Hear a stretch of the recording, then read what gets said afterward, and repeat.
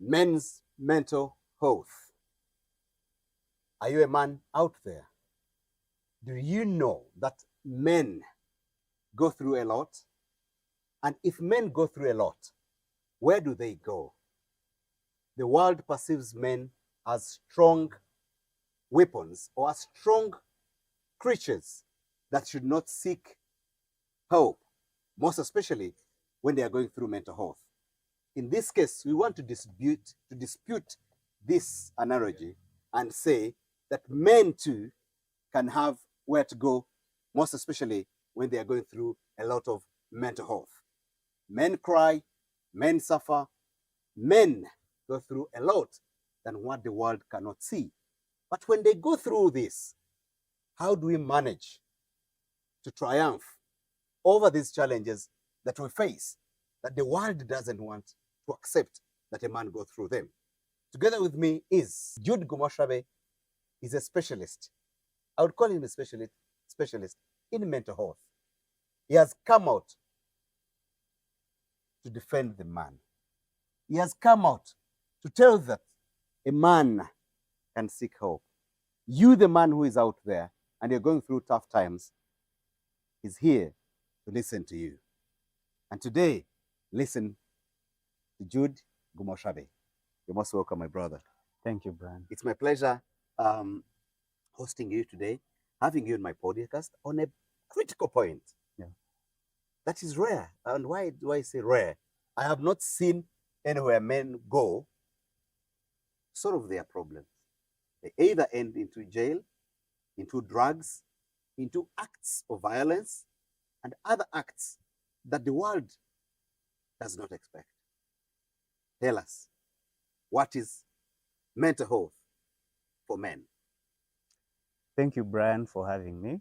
I'm really glad to be here so that I can add on other voices that are out there advocating for the man, especially in terms of their mental health and mental well-being.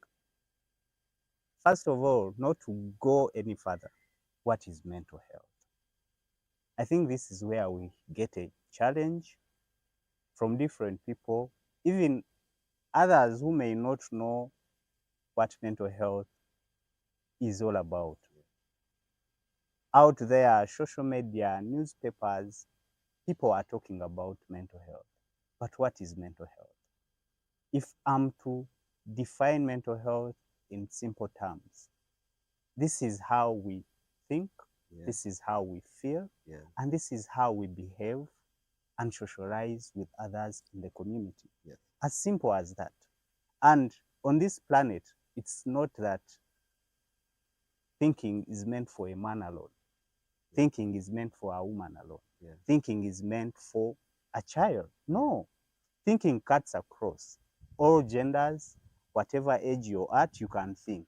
Whatever age you're at, you can feel. Whatever your age you're at, you can socialize with others.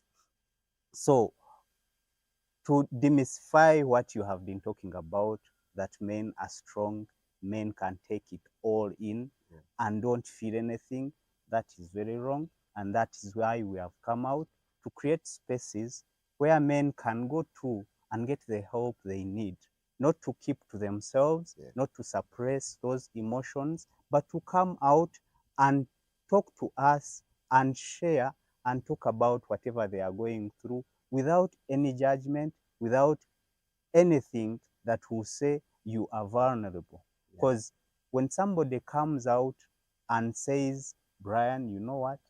I'm not okay. That is not a sign of weakness. That is a sign of strength. So that's why we are here to come out and say, for a man, it is okay to come out and tell me, it is okay to come and share with Brian and tell him, Brian, I'm not okay and I need help. It is okay for any man out there to say that. There is no one who is going to stop you, and no one will look at you as if you are weak. So basically, that's what I can talk about mental health as we continue progressing with this discussion. When we talk about men's mental health, do men move forward?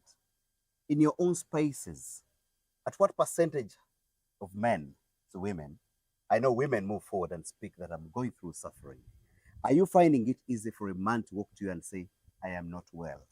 And if men have come to you, probably you would also tell us, commonly, men who have come out to say, I am not well, in what category are they? In what areas do you think is taking up the biggest percentage of where men are actually coming out to speak out?